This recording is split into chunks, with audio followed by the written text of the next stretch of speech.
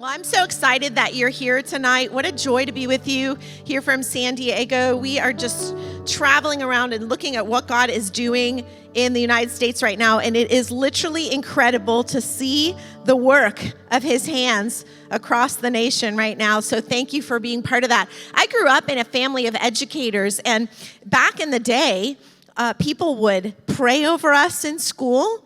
They would read scripture. I shared this morning that my grandmother had a hymnal in her public school that was issued from her public school where they would sing worship songs. And how many of you know that today education is really different? I think we have slides. Do we have slides? Yeah, thanks. Education is really different today. The world of education has really changed. And I've spent 20 years in the front of the college classroom.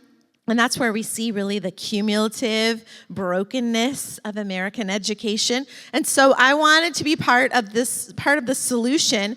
And today I'm going to share with you some of the ways that you can step into the rescue mission. I know many of you are already engaging in that process. How many of you here tonight are already part of the academy or a similar system? Could you raise your hand so I could kind of get a sense of that?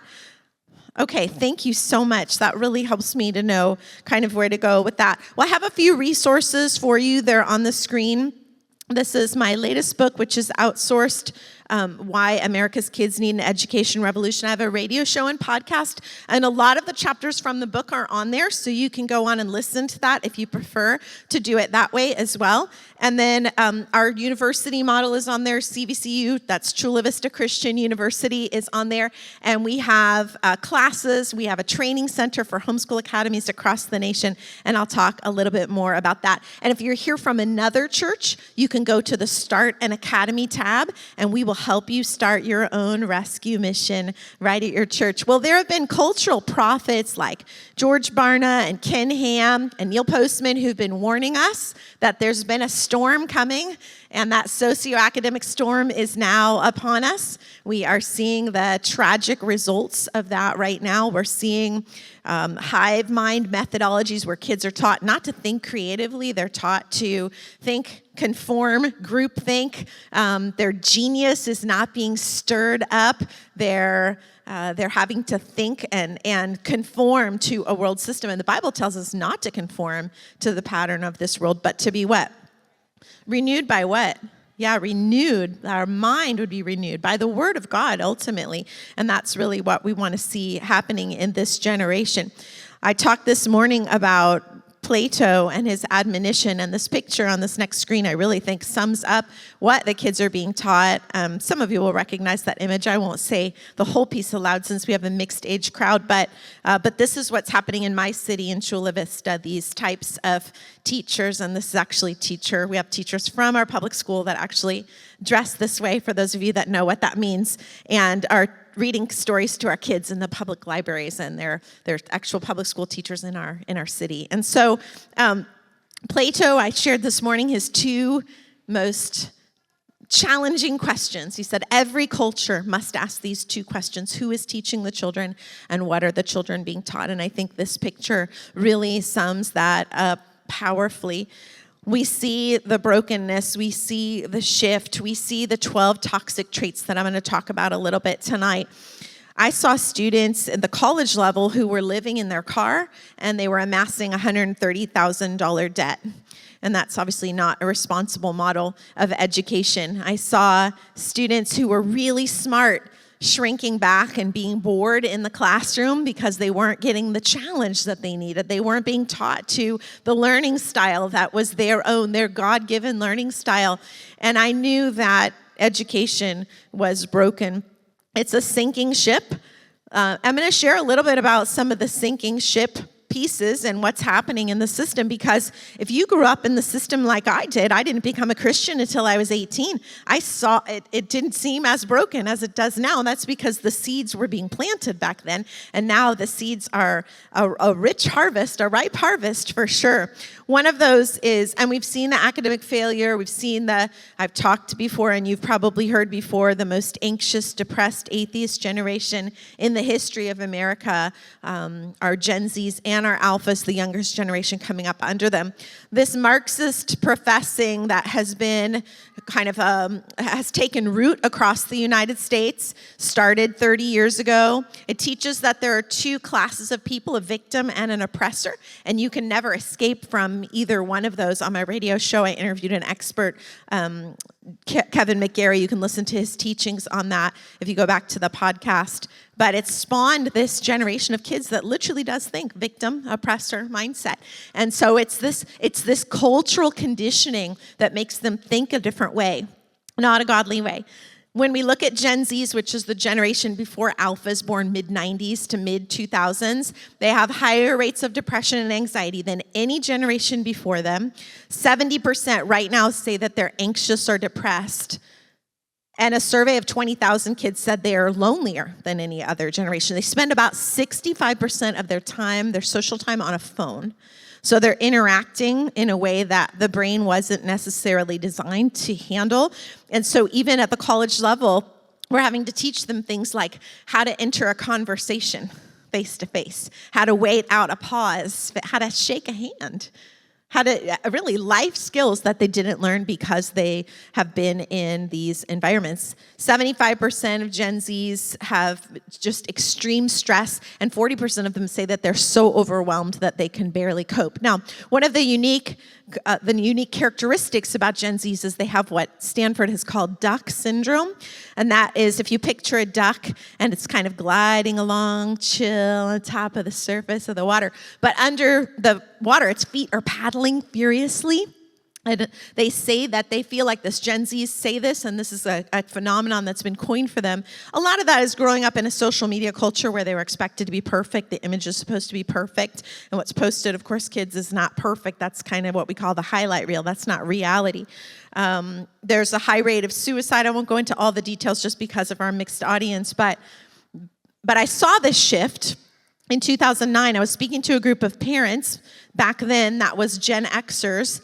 And I asked them how many of them knew a cutter. I won't explain what it is. If you don't know, come ask me afterward if you're an adult. But 2 out of 200 people maybe would raise their hand. And then I would ask their children the same question, and almost every hand in the room went up. They knew somebody personally it was self-injurious behavior. And so that's a generational shift, and that's what we see happening right now, a generational shift where there's a mindset transformation that's taking place. In my city, I'm seeing a lot of this. Conservatism is canceled. You've seen that, right? If you have a conservative viewpoint, the Great Commission, which is fulfilling that Great Commission that Jesus gave us, has been literally canceled on our watch. In my city, we're just south of LA. There are 50 Planned Parenthood clinics that have been that are in the process of being instilled in public schools right on their grounds. That's a $10 million grant from the system, LA, and then a $6 million donation from Planned Parenthood. And that, as I talked about today, is really an attack on the value of life, on that we are each one of us made precious and individual in the eyes of God. That's an attack on that. That's a devaluing, and it's a way to keep us from multiplying, which is what God commanded us to do. We see this age of anxiety where in our city, we just see this.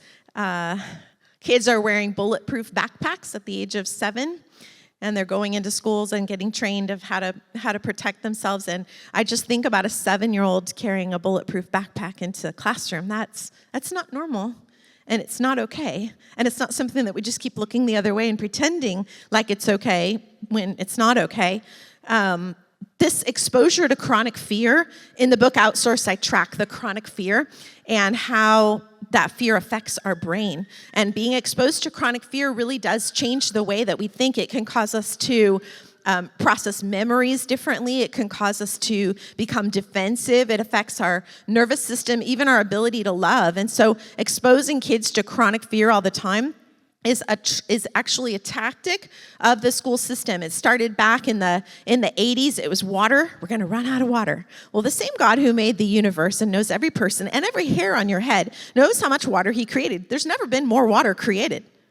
I mean, think about it. Since the first days of creation, it's the same water. He created the earth to be sustaining. He knows how many people are on it. It's not overpopulated. Ask me if you want the science on that. That's a whole other teaching.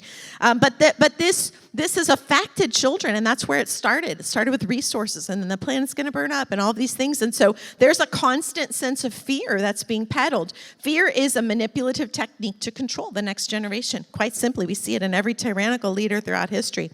The sense of the evolution that's been embedded in our school system for 60 years that teaches, again, that there's no value, that there's no purpose to your life, that there's no ultimate call and destiny. If you look at the biology of human life, the very first cell, which is called a zygote, is destiny and purpose. Literally, your DNA is wired inside of that first cell. God's fingerprints are all over you, but evolution denies all of that. We have a culture that has been segregated generationally. What I mean by that is they don't have relationships with people older or younger than them. And then when they get out into the marketplace, they don't know how to relate to anyone who's not their own age. They don't have a ceiling of maturity that can lift them up over that. They're at this status quo kind of level, and they don't get pushed outside of that. And it's not just the content; it's also the method, how students are being taught. This lecture methodology, rather than partnering with this learner-driven model that's already inside of our students. They want to be learners. They're curious already. But this model of what we call worm dispensing is dumbing America down. Hands down. There's a great book by John Taylor Gatto, and he said that government monopoly schools are structurally unreformable. They're doing exactly what they were designed to do, create cogs in a machine. Well, how many of you as parents here want to create a cog in a machine? For your kids, of course we don't, right? We want to unleash their creativity, unleash their destiny, unleash their DNA, right? And so we want to get outside of this model. The tragic fallout that we've seen it's devastating. And when I look at our families, especially, I see the depression, I see the apathy, I think this hand up piece is a good example of what I see for the misattachments, that there are a lot of parents and children who their attachment is off because they haven't had enough time together.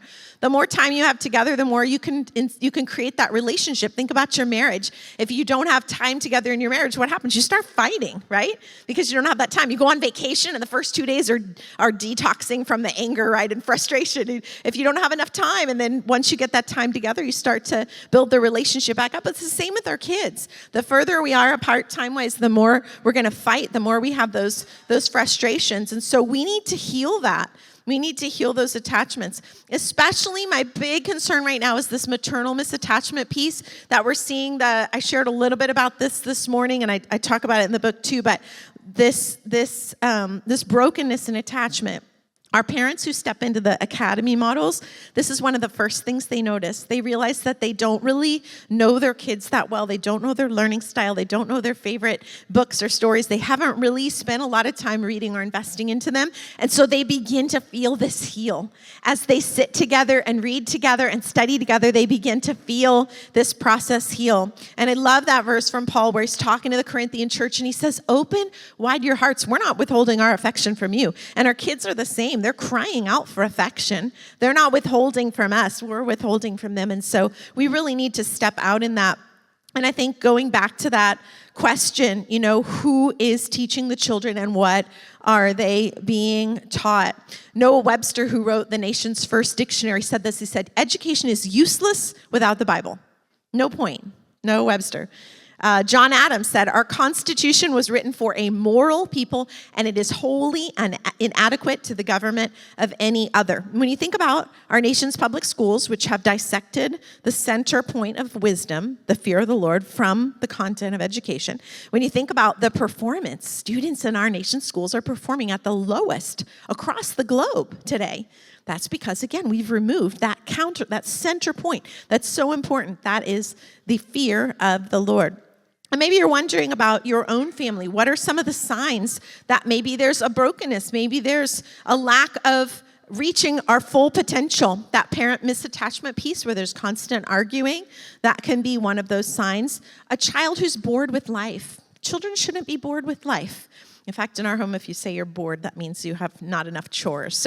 But children shouldn't be bored, right? They should be excited about life. Their inability to relate to other generations, if they can only talk to their people their exact age, that can be one of those warning signs.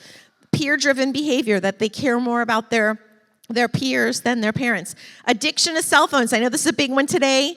Neuroscience and pediatricians all tell us 0 to 2, no screen time, very damaging to the brain. 2 hours and ages 2 and up, no more than 2 hours a day. And we know the average is about 7 hours and 40 minutes, so we need to pull back there. But one sign of that is if an adult enters the room and the child does not look up from the screen. That's an attachment. That shows you the attachment is more here than here, right? So those are easy ways that we can assess and look at what's happening so that we can begin to switch that, to turn that around for our children, because these aren't normal. We've all heard this saying before, that education is not the filling of a pail, but the lighting of a fire. But the traditional education methodology really is that, worm dispensing, filling of a pail, instead of lighting of a fire. And the method that we're going to talk a little bit tonight is really that, lighting of a fire. It is a way for you to be able to capture the heart of your child, to restore any attachment issues that are broken. It's a way for you to help your child excel scholastically, emotionally, civically. It's a way for your child to be the best that he or she can be. So in the last 22 months, some of our rescue mission data here, but my husband and I have been doing this for a long time. So when our kids were little, I met this family who had 5 kids, and I didn't grow up a Christian. My parents were not believers. I didn't become a Christian until college. And so I really hadn't seen good families modeled, but I saw this family and they were all standing together and they looked like they liked each other, which I thought was totally weird. I had never seen that before. And then they actually looked like they liked their parents and they were happy to be around their parents, which I had also never seen before. And so I thought, I'm going to find out what's happening here. So I went up to this stranger and said, how did you do that right there? How did you get that in your family? I want that. And she said to me one word. She said, homeschooling. I thought, this is probably a cult, but I want to find out more about what this woman is doing, because something in her life is bearing good fruit. If you look around you and you see people who are bearing good fruit, jump on board with that, right? Ask them questions and find out how they got there. But as she began to explain to me and to show me what was happening, I saw the potential in the model. And so my oldest at the time was in kindergarten, and we had tried a private school for a few months, and I just saw that he was not being nurtured and his gift was not being, I didn't know why, I didn't know what to do with it. But then God brought this person into my life who said homeschooling, and I thought, I'm going all in on this. And we have never looked back. So from that year to college for both of our kids, we have been able to be in the game. And that doesn't mean we didn't work or we just sat at home for 8 hours a day. In fact, homeschooling, what's amazing about it is it really only takes about 3 hours a day. Traditional classrooms spend 65% of their time in administration. Sit down, take out your book, stop throwing spit wads, stop pulling her hair, controlling the classroom, managing the classroom. And so homeschooling actually gives you that opportunity to be able to use your time well, to be a good steward of your time. So in our rescue mission to date, we have launched preschool to 14. I'll explain what that means in a moment. Across the nation, our furthest one out right now is Syracuse, and I'm in San Diego, so it's very exciting to see this movement going across the nation, God calling parents and children together. Some of our students in San Diego County, we've rescued 1,400 students from public schools, which is very exciting. We have trained a whole lot of teachers in the model, and then created this sense of efficacy. Efficacy means autonomy, or your ability to do something yourself. So students have this curiosity that's been awakened in them. If you ever used to ask your kids, what'd you learn today? And they'd say, nothing. What'd you do today? Nothing. That's not what happens in this model. They come home and talk about what they've learned because they're excited. They're challenged. They're thinking for the first time. And I think that for the first time in our culture, we're beginning to answer those two questions. Who's teaching the children? And what are they being taught? We're beginning to answer those correctly for the sake of the next generation. So students in our model, here's what it looks like. This picture is, that's actually my oldest, that's my son, and he does the broadcast for all of our church, which is about 9,000 member church. And so as a young person who grew up in this model, he's able to mentor junior high students. So in that picture, he's teaching an academy class, and there's one boy in that class that was so good that he was able to put him in as a junior high student running camera for big church, for the big campus, which was really exciting.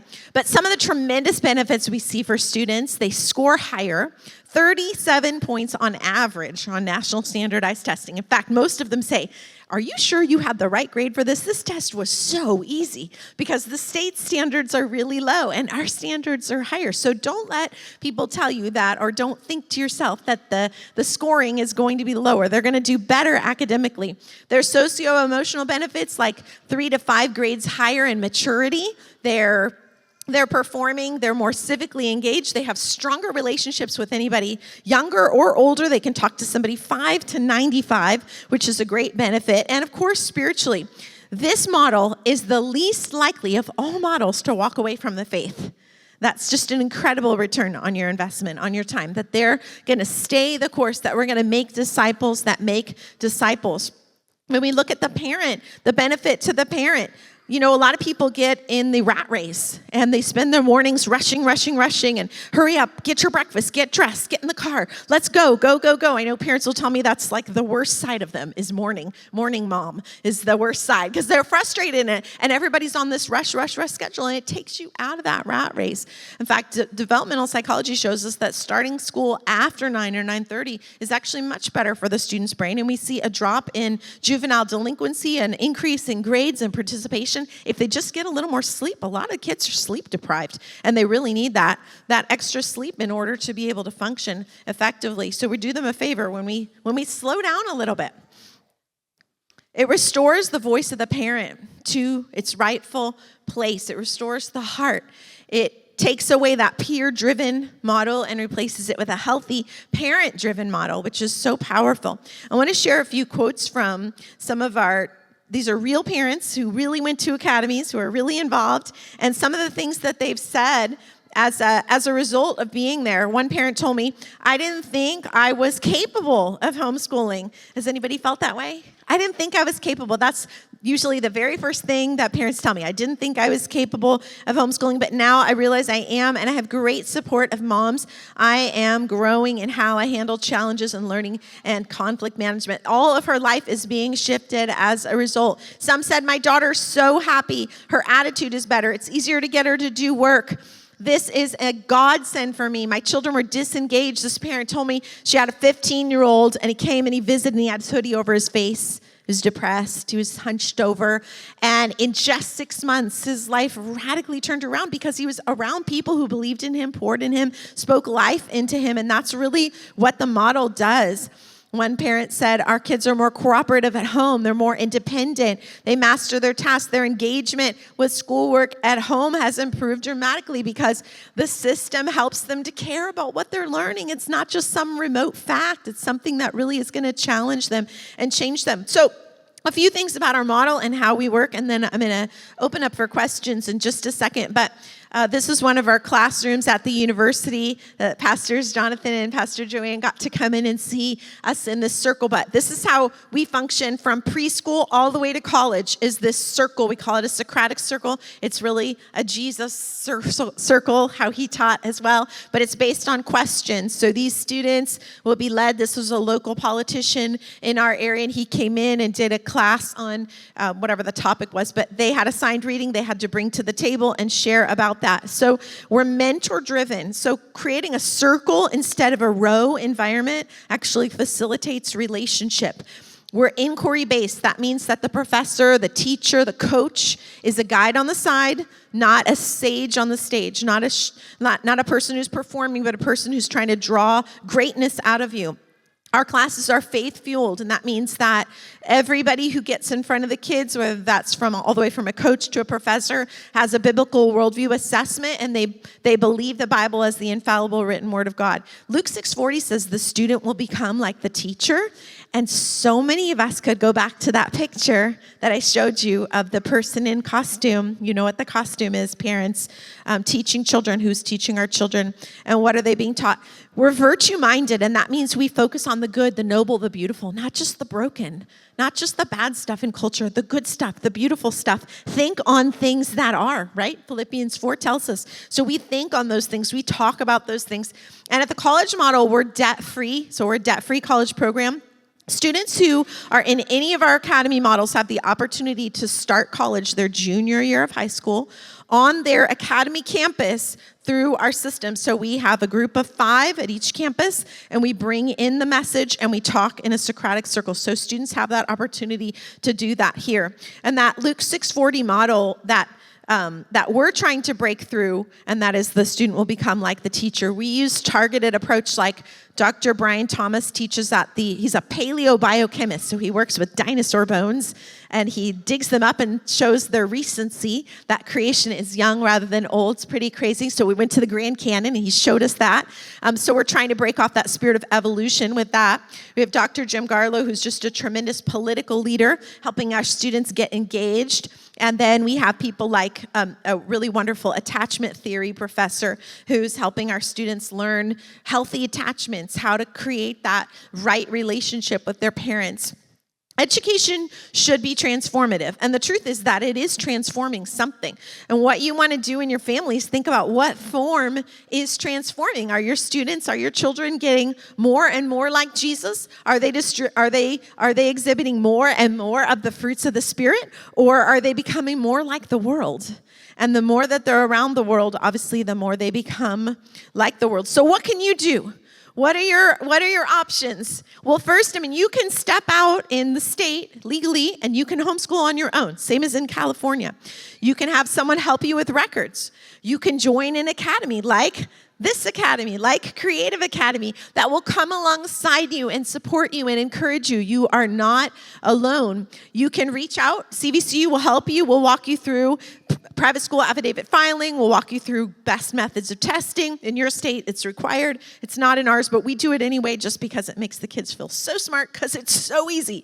And then you can start your own. Again, if you're at another church and you're sitting here tonight, you can actually be part of the rescue mission by starting your own academy too. We start them all across the nation.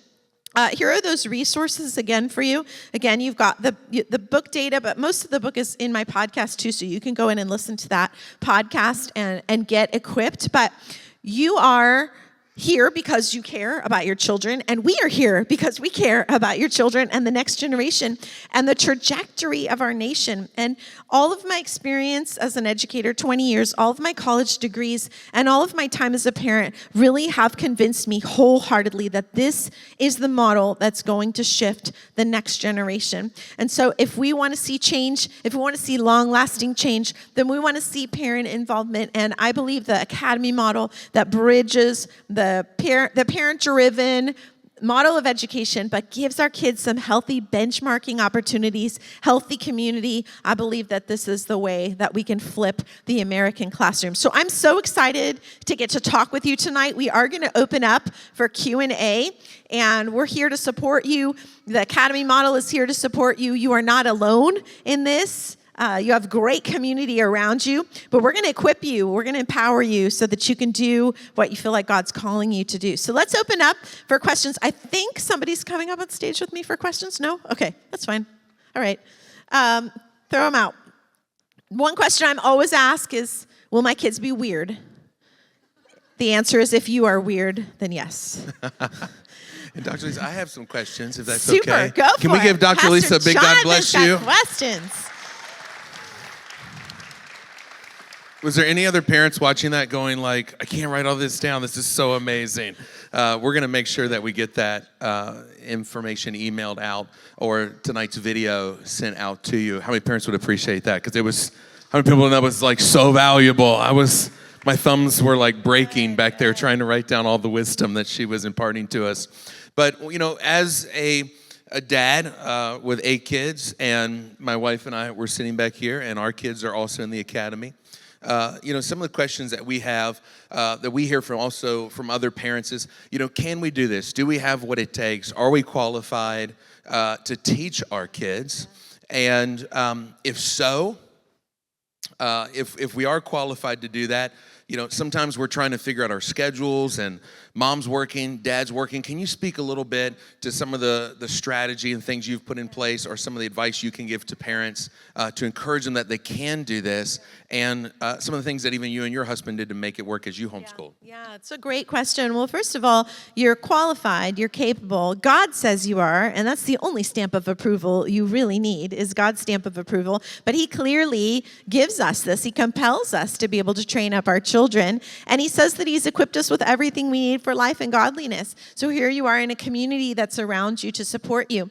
Now, one of the things that you want to think about is the fact that you don't have to create a public school environment at your home. You don't have to get rows of desks and stand up at the front with a lectern. You don't have Ideally, it's relational, it's organic, it's very natural. The reason that homeschoolers so far outperform any other traditionally educated student, that includes private school, is because they're around adults more. So simply being around your kids more is going to enhance their ability to perform academically and socially, even emotionally. Again, we're gonna transmit what we are. I know the first time my kids took a standardized test, which we did every year, even though it's not required by our state, but it really was encouraging because you see how far above the norm they are. But they would get it back and they'd be so encouraged. But one of the things that really that made me kind of chuckle the first time we did it was the vocabulary skills. They weren't words that I sat down and taught my children. They weren't. We didn't actually do vocabulary. But because they're around me all the time and I use, good vocabulary skills, they emulated that. That's learning. It's organic. It's how you taught your children to tie their shoes, to dance, to walk, to sing, to say their ABCs and their numbers.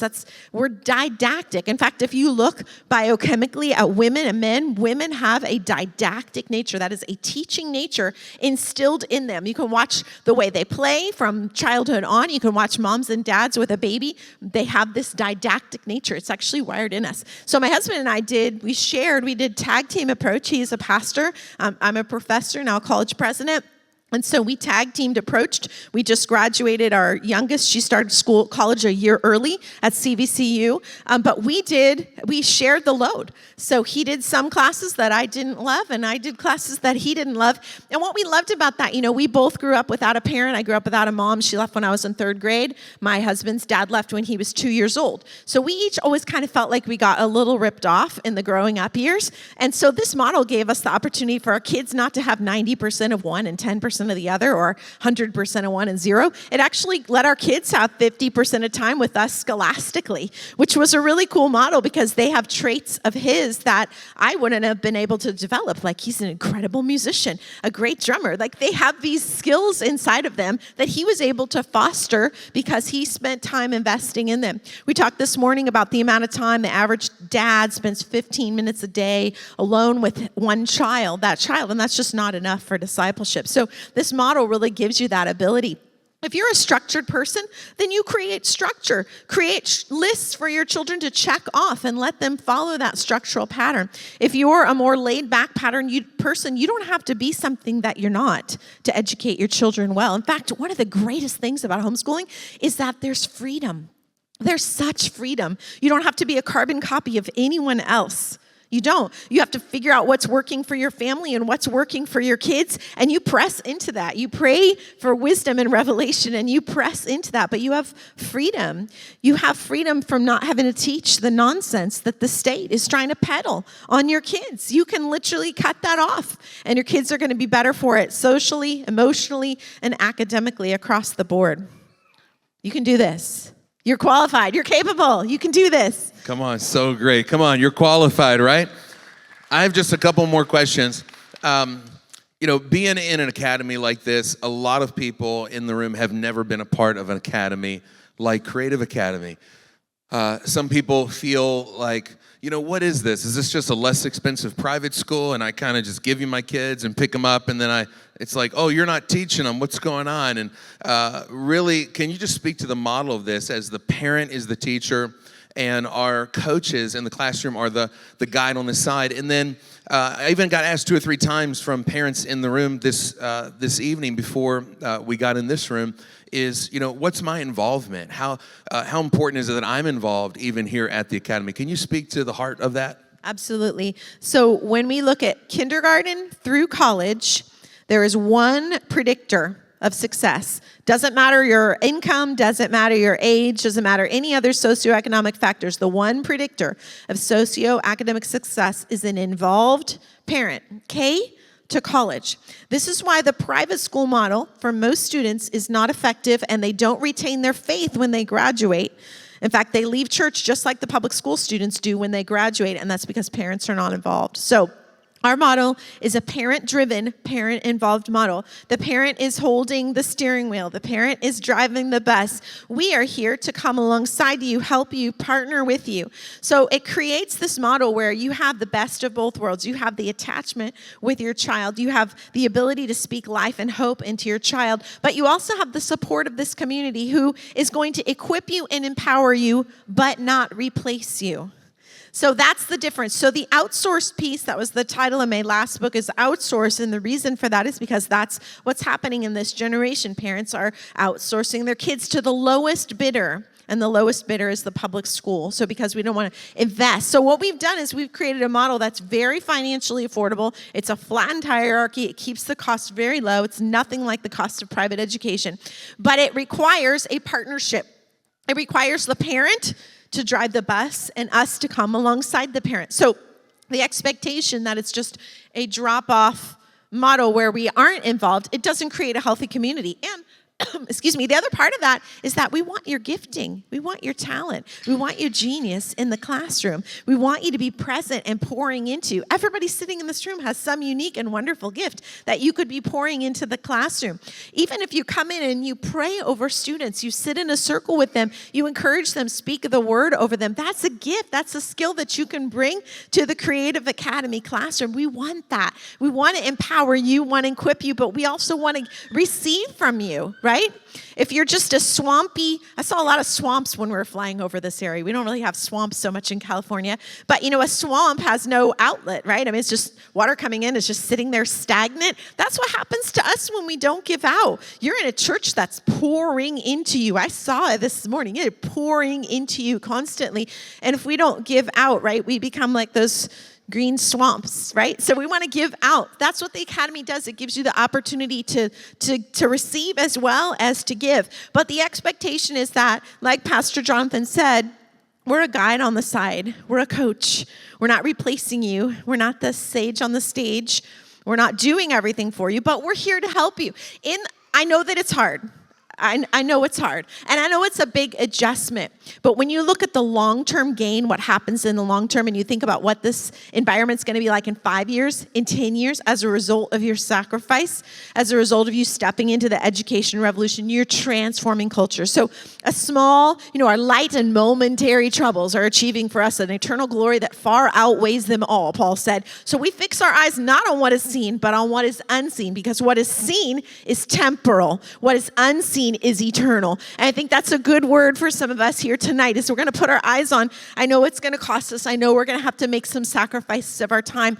We talked this morning, though, about really looking at our schedule and putting everything in 2 categories. What am I doing that's temporal, not eternal? What am I doing that's eternal? I saw this plaque when I was a little girl, non-Christian home, but it stuck with me for my entire life, and it said, only what's done for Christ will last. And I forgot the first 2 lines. But at the end of the day, it's not the only one life will soon be past. Only what's done for Christ will last. Those are the eternal values that we want to be focusing in on. So you can do this. We're going to be here to come alongside you, but not replace you. So it's different in that regard. It's different from a private school model in that regard. It's very different from a public school model because we're also going to teach from a biblical worldview, completely embedded, Jesus, the worldview. So That'll shake things up in your home right there. That's good stuff. When your kids come in, I have parents tell me they'll listen in the hallway, and their siblings that used to fight all the time, the older one is gathering the younger ones and they're praying together. Is that the kind of fruit you want in your home? Definitely, right? When they're encouraging each other, when they're apologizing when they do something wrong and you didn't have to say anything, or you come in and they're doing the dishes on their own without you having to, that's fruit. That's a measurable objective. That's a transformation that's going to bring peace and hope and joy in your home because you're sharing the load. And I think one of the things we do that in America especially, we're on this big kick to create academically savvy kids, and a lot of that's because we're behind the curve on a lot of things, but we miss the character piece. A lot of moms will tell me they're really stressed out making dinner and getting things ready, and I'll say, what are your kids doing while you're making dinner? They're on their phone. No. Come on, kids. We're going to learn how the adult world functions, and we're all going to make dinner together. You get this out. You measure this. Get them involved. You don't have to be their chef or their servant to be a good role model. Get them involved. Yuri Bronfenbrenner was a developmental psychologist, and he said he was so concerned because he looked out and saw that kids could graduate from high school and even college and have never cared for the needs of another human being, have never cared for someone else. Being in this model helps you to learn care and stewardship of other people, stewardship of your family. It helps you learn the world of adult skills. I had so many college students' parents, they didn't know how to cook. They didn't know how to do their own laundry. They graduated from college, and they were completely inept at life skills. You have the opportunity to teach life skills. We have some classes where dads will come in and they teach how to change a tire, how to change your oil. We call it man skills or life skills class. I mean, there's so much great stuff that you could do in this model, and you can think practically. What do our kids really need to know? Do they really need to know algebraic functions? Okay, well, we want to stretch our minds. I won't mock math, but the reality is some of the things we're focusing all our energy on, are ultimately meaningless. They're ultimately meaningless. They're temporal. Let's focus on some eternal things. Let's focus on eternal objectives. So great. I had a question, another one, but you answered it in that same response. Was this a blessing tonight? Can you give Dr. Lisa a big God bless you? Thank you, Dr. Lisa, so much. Come on, cheer her on.